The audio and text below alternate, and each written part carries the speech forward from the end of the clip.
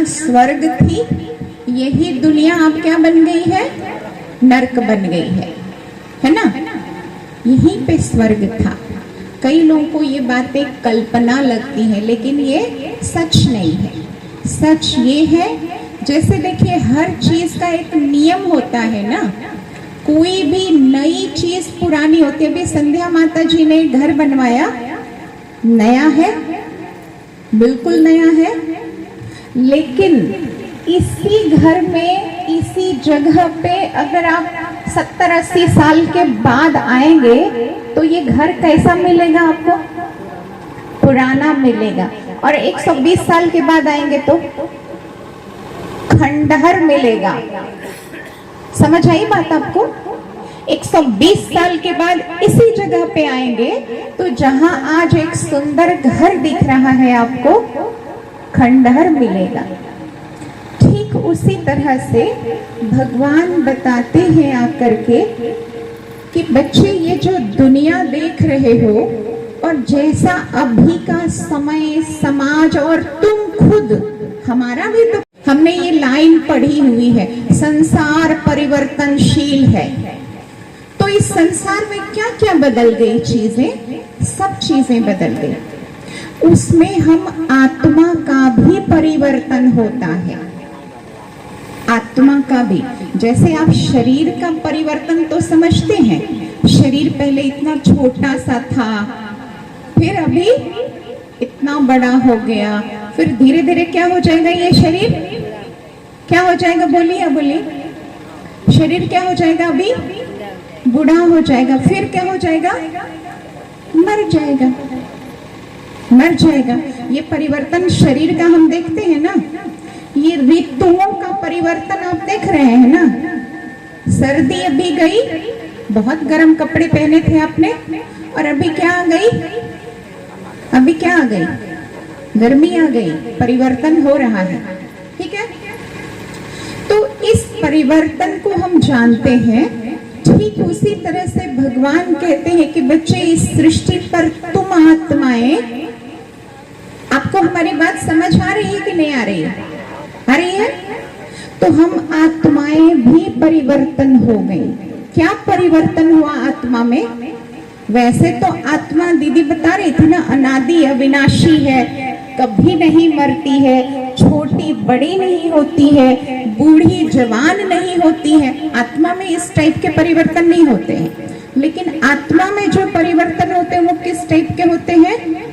आत्मा पहले बहुत पवित्र थी। समझ में आया? आप लोग बैठ जाएं क्योंकि बाकियों को डिस्टर्ब हो रहा है ना। आत्मा में क्या परिवर्तन है? हम सबकी आत्मा में परिवर्तन आया।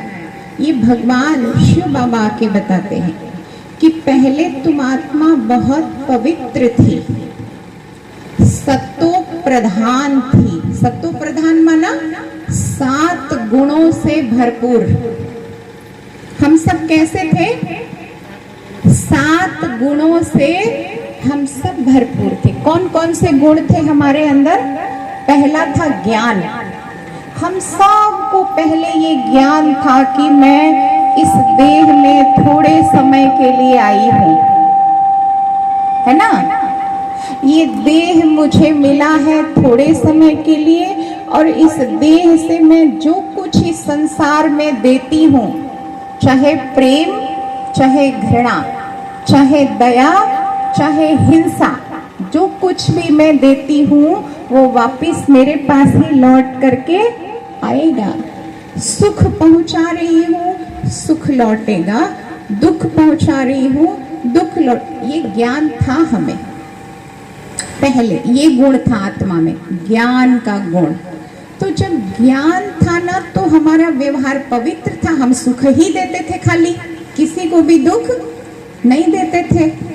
हम चोरी नहीं करते थे, बेईमानी नहीं करते थे। तब हमारे अंदर पवित्रता का गुण था।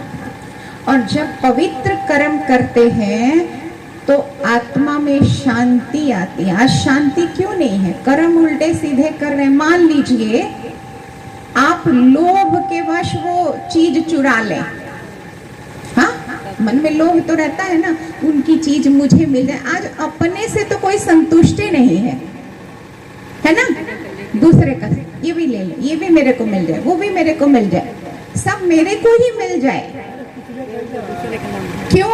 ये पता या ये ख्याल, पता तो है, ख्याल नहीं है कि इस शरीर में मैंने कितने दिन रहना।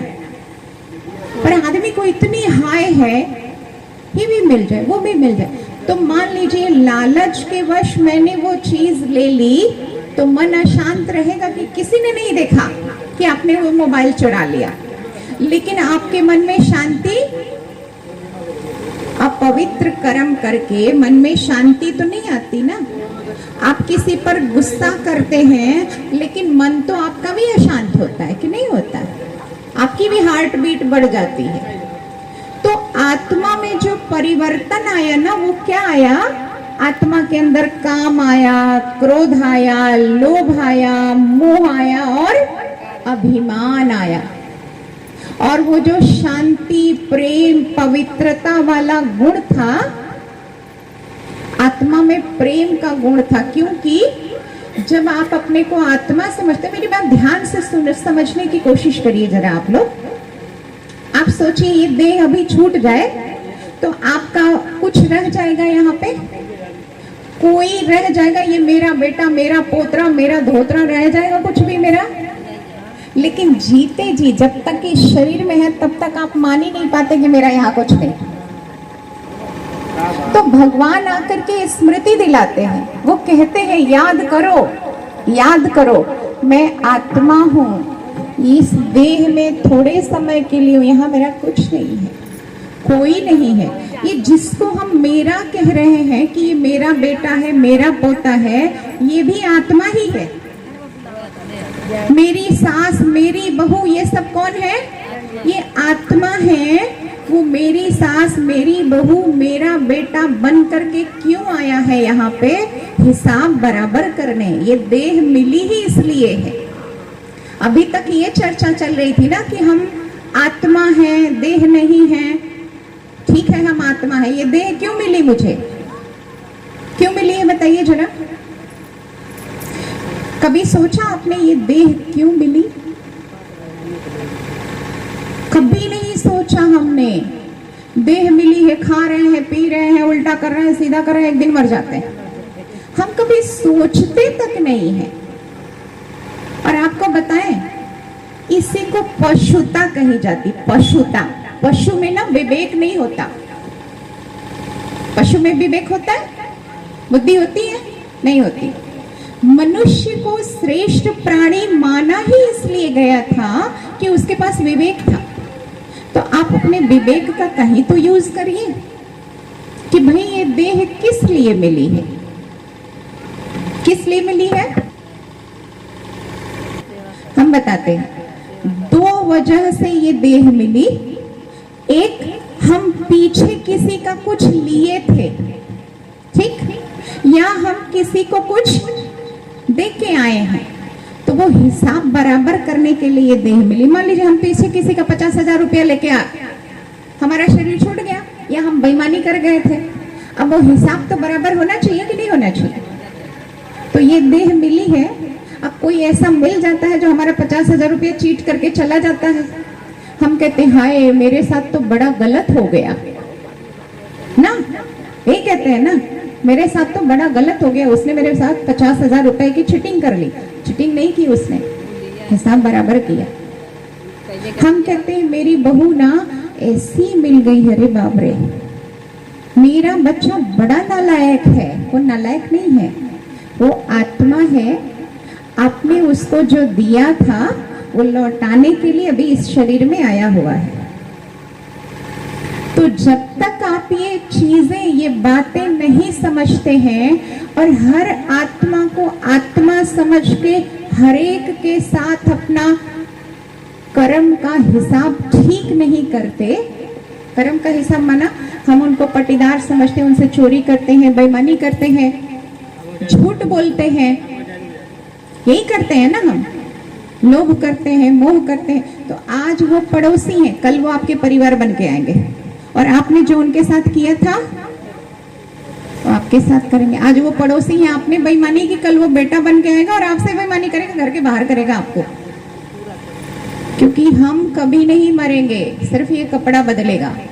हम और आप फिर मिलेंगे। जैसे मान लीजिए आज मैं पावरफुल हूँ, सत्ता में हूँ, कुछ भी हूँ, बड़ी पोजीशन पे हूँ, और मैं सोचती हूँ ये गरीब हैं, ये मेरा क्या ही कर लेंगी, मैं इनसे बेईमानी कर लेती हूँ, हड़प लेती हूँ, ठीक ना।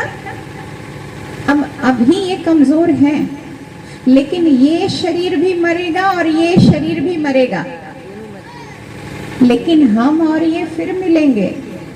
और जब मिलेंगे तो क्या होगा? नाम बदला हुआ होगा, ये रूप बदला हुआ होगा, लेकिन हिसाब तो वही वाला रहेगा। रिश्ते बदले हुए होंगे, आज ये पड़ोसी है, कल वो मेरा परिवार हो सकती है। बस यही ज्ञान है। जब तक इसको हम नहीं समझते हैं, तब तक हमारे कर्मों में श्रेष्ठता, शुद्धता नहीं आती है।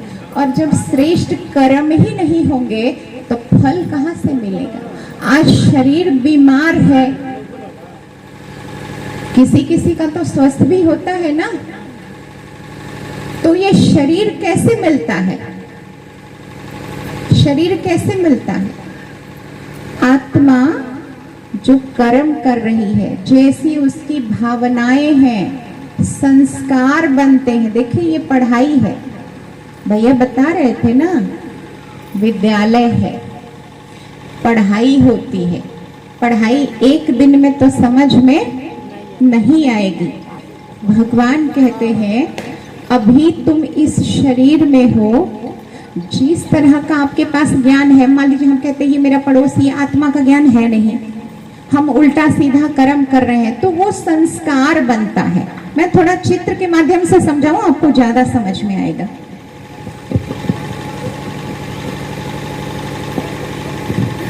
देखिए, दिख रहा है आप सबको? दिख रहा है? ये शरीर, इस शरीर में बैठी हुई आत्मा, और हम शरीर समझते हैं तो तेरा मेरा करते रहते हैं जिंदगी भर, और जो कुछ हम करते हैं वो आत्मा में छपता है, छप जाता है। और जब हम इस शरीर से जाएंगे तो क्या लेके जाएंगे? क्या लेके जाएंगे? कुछ नहीं ले जाएंगे। वो जो छप गया है ना, उसको संस्कार कहते हैं। तो जब इस शरीर से हम जाते हैं तो संस्कार लेकर के जाते हैं, और जैसा जिसका संस्कार होता है वैसा ही जन्म मिलता है। समझ में आई बात? जैसा संस्कार होता है वैसा शरीर मिलता है। अच्छा शरीर, लंगड़ा शरीर, कुबड़ा शरीर कैसे मिलता है? हर एक का अलग अलग है, क्योंकि हर एक के कर्म इस शरीर में रह के उसने जैसे किए हैं वैसा संस्कार बना, अगले शरीर में जाएगा, उस शरीर संस्कार के अनुसार शरीर की आकृति बनती है। इसीलिए किसी का चेहरा देख करके हम नहीं कह देते अरे शक्ल से काइया लग रहा, बोलते नहीं बोलते?